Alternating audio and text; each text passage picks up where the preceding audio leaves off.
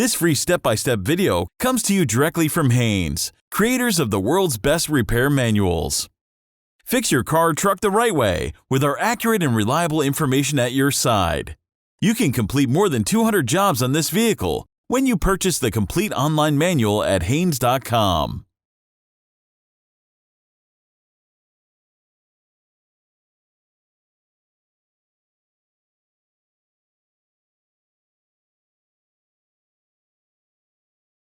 Pull the hood release lever, located on the driver's side kick panel.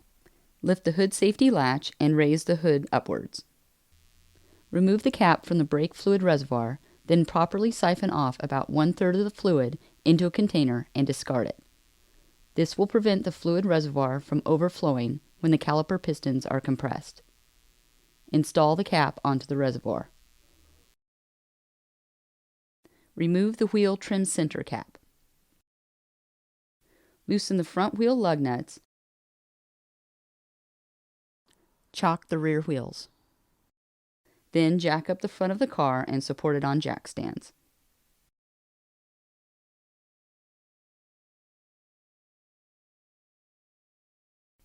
Remove the appropriate front wheel. Position a drain pan under the brake assembly and clean the caliper and surrounding area with brake system cleaner. Position a large C-clamp over the caliper and squeeze the piston back into its bore to provide room for the new brake pads. As the piston is depressed to the bottom of its caliper bore, the fluid in the master cylinder reservoir will rise. Make sure it doesn't overflow. Remove the lower caliper mounting bolt. Use the upper caliper guide pin as a pivot and swing the caliper up.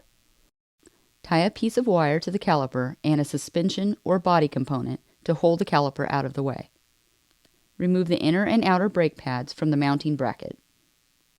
If necessary, use a large C-clamp and a block of wood to bottom the remainder of the caliper piston completely into the caliper bore. Clean any dirt, rust, or debris from the brake pad contact areas of the caliper and mounting bracket with a wire brush. Install the new inner and outer pads onto the mounting bracket in the correct direction. Install the caliper over the pads on the mounting bracket and thread in the mounting bolt.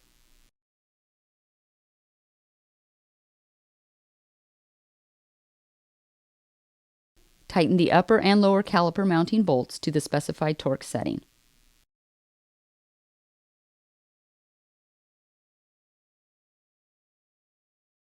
Repeat this procedure on the remaining front brake pads.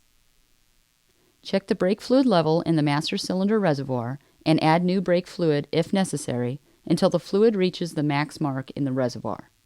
Pump the brakes several times to seat the pads against the disc. Install the front wheel and lug nuts.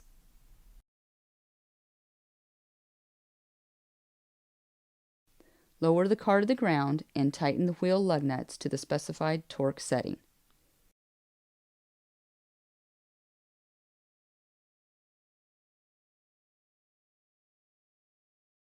Install the wheel trim center cap, pushing it firmly into place. Check the fluid level in the master cylinder reservoir one more time, adding more new fluid if necessary.